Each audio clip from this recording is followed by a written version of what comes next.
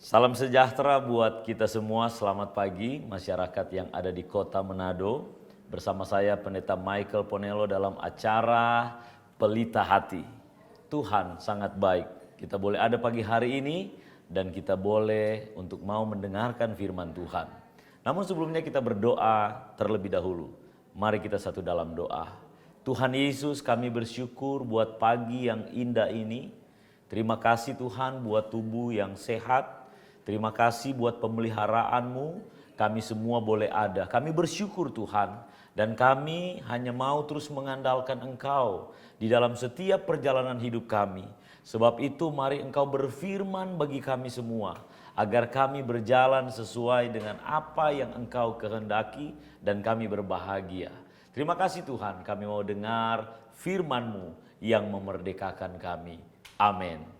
Saudara yang diberkati oleh Tuhan, pada kesempatan pagi ini saya rindu membagikan saudara kebenaran firman Tuhan yang berbicara tentang jangan kecewa atau kekecewaan. Kekecewaan adalah satu hal yang dialami oleh semua orang. Tidak ada manusia yang ada di bawah kolong langit ini yang tidak pernah kecewa. Saya pernah kecewa. Saya yakin saudara juga pernah kecewa.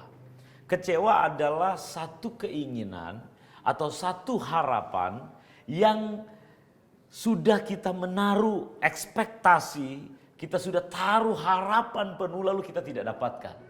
Dan semua orang punya keinginan dan tidak semua keinginannya itu boleh dia dapati. Nah, bagaimana dengan firman Tuhan? Apakah kita boleh kecewa? Atau bagaimana kalau kita kata firman Tuhan untuk kita mau mengatasi kekecewaan itu? Saya akan buka mulai dari kitab Roma pasalnya yang kelima. Roma 5 ayatnya yang kelima. Demikian firman Tuhan. Dan pengharapan tidak mengecewakan, karena kasih Allah telah dicurahkan di dalam hati kita oleh Roh Kudus yang telah dikaruniakan kepada kita. Nah, manusia semuanya penuh yang namanya kekecewaan. Tuhan datang di dunia untuk supaya manusia jangan kecewa lagi. Tuhan memberikan pengampunan. Tuhan memberikan pemulihan. Manusia yang memang penuh dengan keinginan dan kekecewaan ini harus mengalami yang namanya pemulihan. Awal mula keadaan kehidupan manusia. Manusia yang pertama adalah Adam. Adam diciptakan Tuhan begitu istimewa. Dia sempurna. Dia tidak bercacat celah. Dia penuh dengan kemuliaan. Nah, Adam yang memiliki kemuliaan yang sempurna, tidak ada kekecewaan sebenarnya. Adam tidak ada kekecewaan, tidak ada rasa takut, tidak ada rasa curiga dan sebagainya, karena belum jatuh di dalam dosa. Nah, kita coba lihat bagaimana ketika manusia diciptakan oleh Allah dalam Kejadian pasalnya yang kedua. Ketika Allah menjadikan Adam, Tuhan berkata bahwa tidak baik manusia itu seorang diri.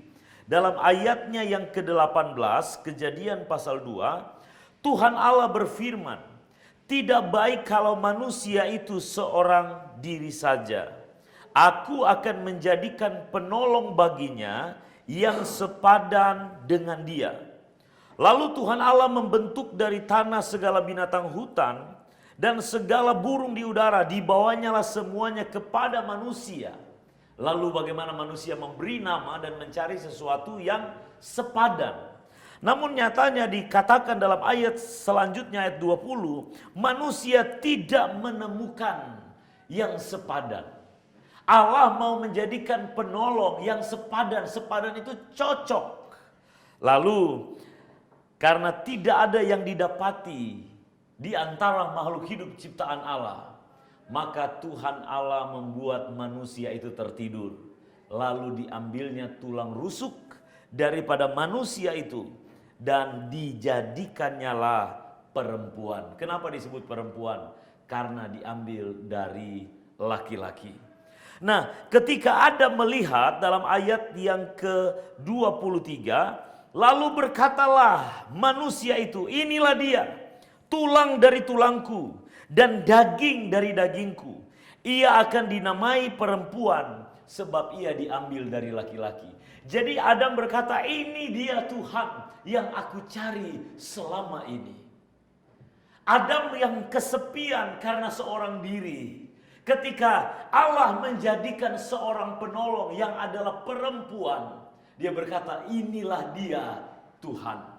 Dia begitu bersuka cita, dia begitu berbahagia di dalam kesempurnaan, di dalam dia manusia yang penuh dengan kemuliaan.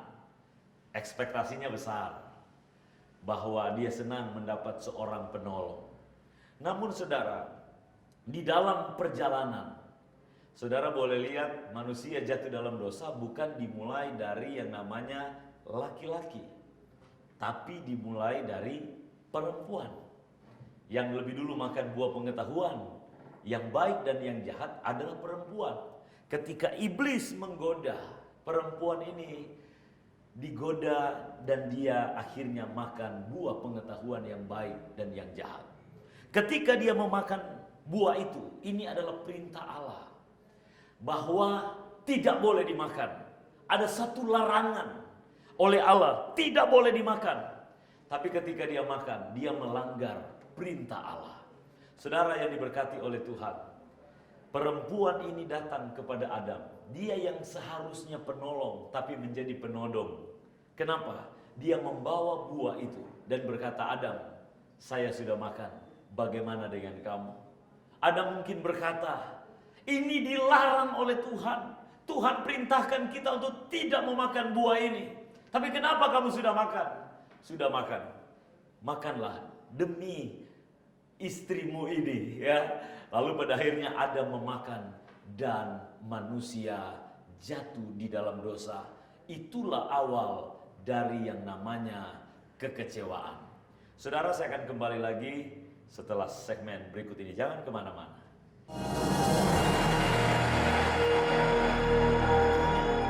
Puji Tuhan, saudara masih tetap stay untuk terus mendengarkan firman Tuhan. Nah saudara, ketika perempuan ini membawa buah itu, yang seharusnya perempuan ini adalah penolong, tadi saya katakan menjadi penodong. Disitulah awal mula Adam mengalami yang namanya kekecewaan.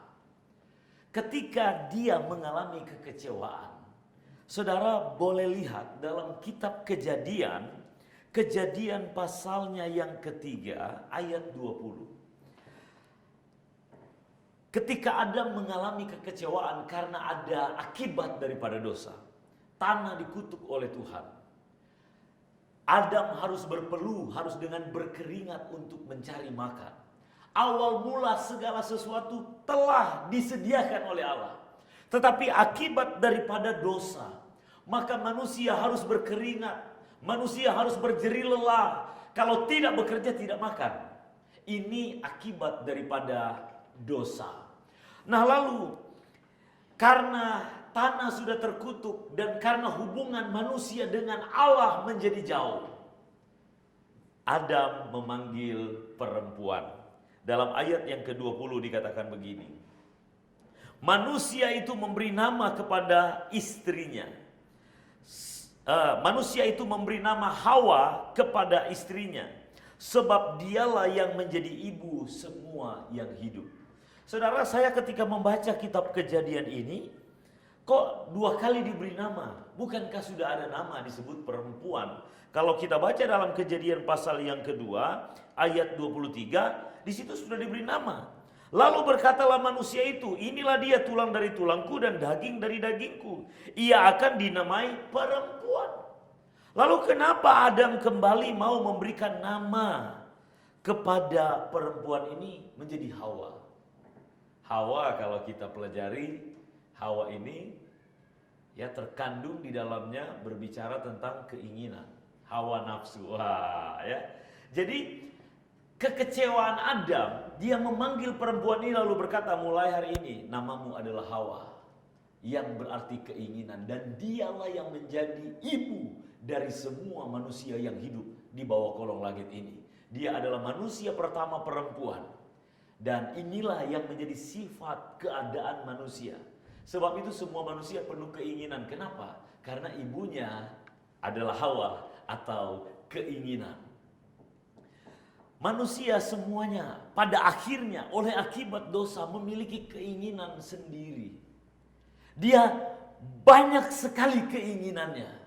Tetapi kalau dia tidak mendapatkan itu, kita punya bapa leluhur kita manusia pertama adalah Adam yang dijadikan Allah dari debu. Lalu bagaimana Tuhan menghembuskan nafasnya, rohnya, lalu manusia itu hidup. Adam ini kecewa dan dia menjadi bapa dari setiap kita. Jadi garis semua keadaan manusia adalah kekecewaan dan keinginan. Dan semua manusia mengalami yang namanya kekecewaan. Nah, Allah mengasihi manusia.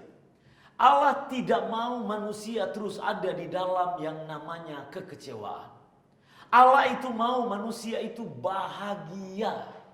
Tuhan mau saya bahagia. Tuhan mau saudara bahagia. Tuhan tidak mau kita ada berlarut-larut di dalam kekecewaan.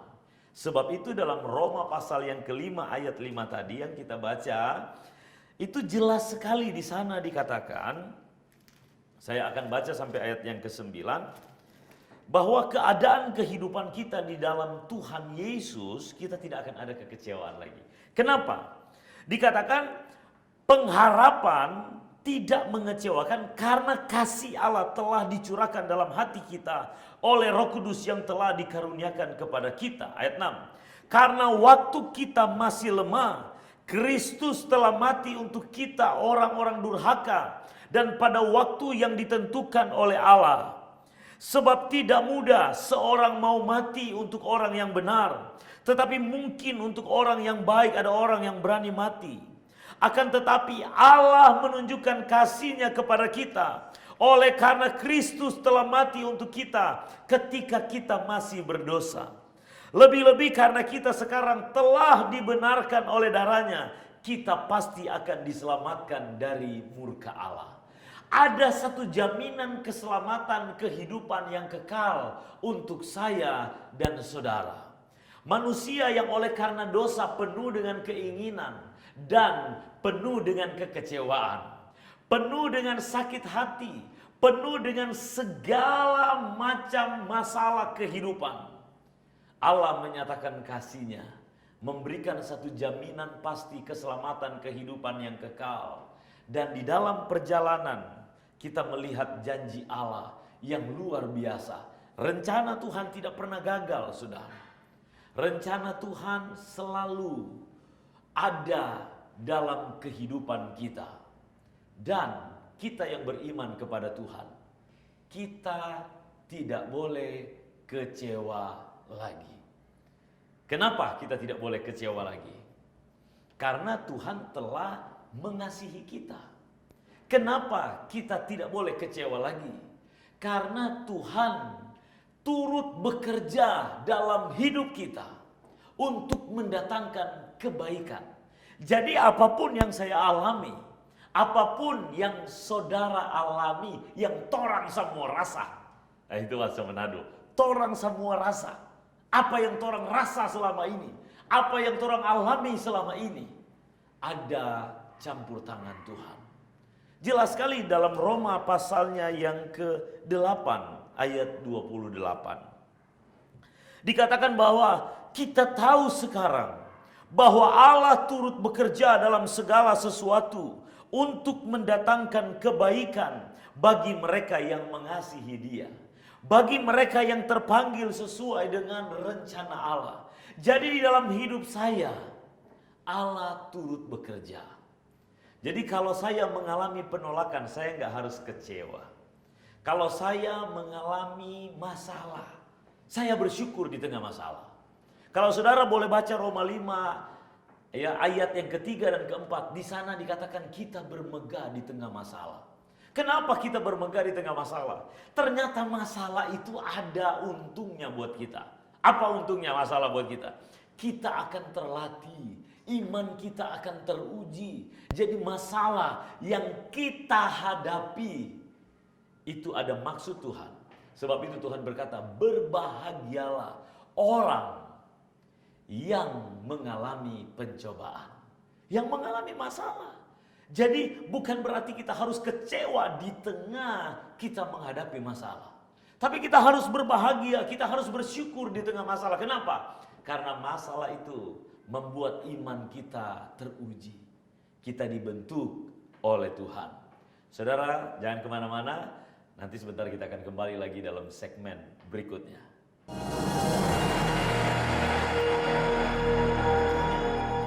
Puji Tuhan, saudara masih tetap ada menyaksikan Pelita Hati pagi hari ini. Masalah bukan alasan bagi kita untuk kecewa. Saudara, ada kekecewaan ya yang bisa kita hadapi dengan kekuatan yang mungkin kita menganggap bahwa ini bisa terselesaikan. Contoh, kalau kita memiliki karyawan, orang yang bekerja dengan kita, dia tidak melakukan sesuatu hal yang sesuai dengan apa yang kita inginkan, apa yang kita harapkan, membuat kecewa tentunya. Tapi sebagai seseorang, kita manusia, kalau ada orang lain yang mengecewakan kita, mungkin kita bisa ganti orang. Ya sudah, kamu ini gaji kamu, kita sampai di sini saya akan cari yang lebih baik karena pekerjaan kamu mengecewakan. Bisa, saudara. Kita bisa dengan cepat mengatasi masalah yang mengecewakan itu.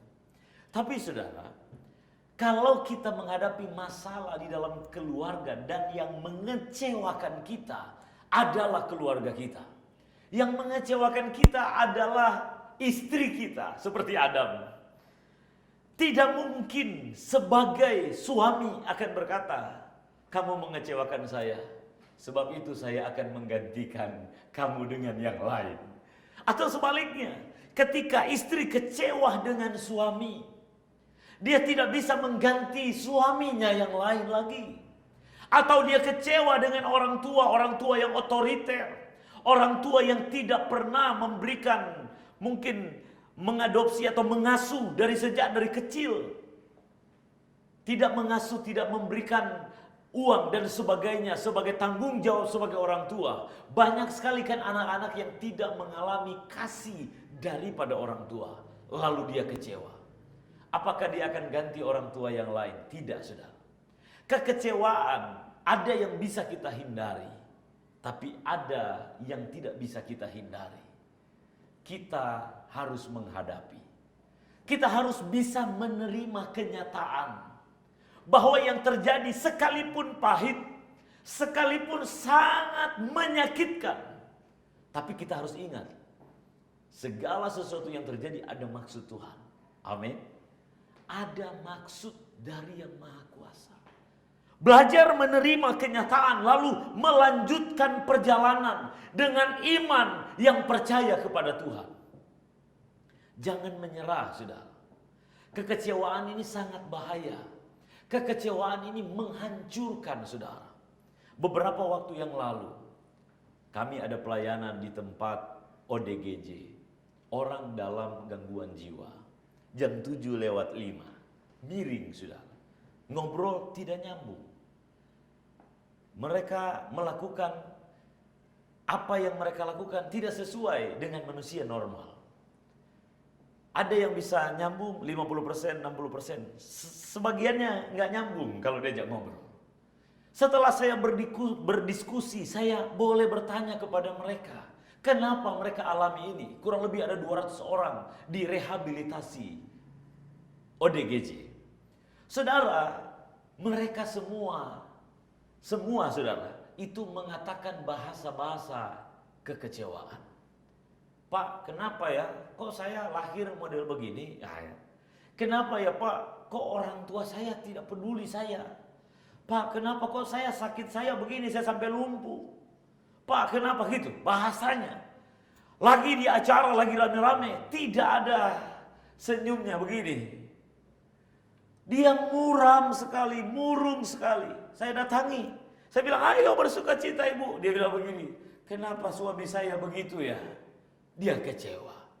Kekecewaan itu merusak. Kekecewaan itu tidak akan membawa kebahagiaan. Tuhan Yesus berkata dalam Matius pasalnya yang ke-11. Matius pasal yang ke-11, ayatnya yang ke-6. Dikatakan begini. Dan berbahagialah orang yang tidak menjadi kecewa. Tuh, berbahagialah orang yang tidak menjadi kecewa. Tidak kecewa sama Tuhan. Tidak mempersalahkan Tuhan. Tidak mempersalahkan orang lain. Tidak mempersalahkan dirinya sendiri. Banyak orang juga berpikir, kenapa ya saya harus begini terus? Tuhan berkata, berbahagialah orang yang tidak menjadi kecewa. Dan ini, orang yang tidak akan kecewa dalam hidupnya adalah orang yang beriman, yang hanya memandang kepada Tuhan saja. Jadi segala sesuatu yang terjadi dalam hidupnya, dia melakukan secara maksimal. Namun kalau ada hal yang mungkin satu kegagalan, atau mungkin satu tantangan, atau mungkin satu persoalan hidup di dalam perjalanannya, dia percaya, dia beriman bahwa Tuhan ada bersama dengannya. Kekecewaan itu adalah keputusan dari dalam hati setiap kita masing-masing. Banyak orang berkata, suami saya begini, istri saya begini, orang tua saya begini, kakak saya begini, adik saya begini, dan segala macam. Dan kita seringkali memiliki mental korban. Mempersalahkan situasi, kondisi, keadaan. Sebenarnya keputusan itu ada di dalam hati kita. Kitalah yang putuskan, kita mau kecewa atau tidak. Kita yang putuskan. Kalau saudara beriman, saudara akan berkata, aku tahu Tuhanku hidup. Rencana Tuhan tidak pernah gagal. Tuhan sanggup melakukan segala sesuatu. Dan Dia Allah yang maha kuasa. Kita akan berjalan dengan iman percaya. Dan kita akan tetap bersuka cita. Wajah kita akan tetap bersemangat. Karena kita tidak kecewa. Keputusan ada dalam hidup saudara. Kalau saudara saat ini sedang kecewa, berimanlah kepada Tuhan Yesus. Tuhan Yesus katakan, berbahagialah yang tidak menjadi kecewa. Saya rindu mendoakan saudara.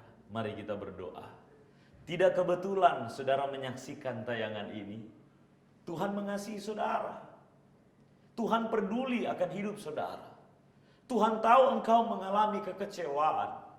Kekecewaan dialami oleh semua orang. Tapi Tuhan memulihkan kekecewaan itu. Tuhan mengasihi setiap kita. Percaya bahwa ada rencana Tuhan, ada kepastian di akhir kehidupan kita. Ada sorga yang kekal. Allah setia, tidak akan pernah meninggalkan kehidupan kita.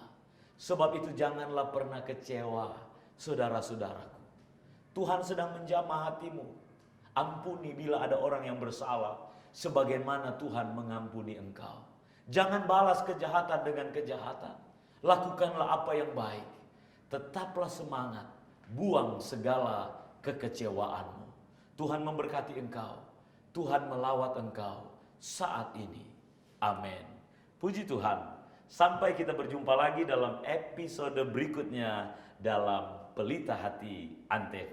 Tuhan memberkati.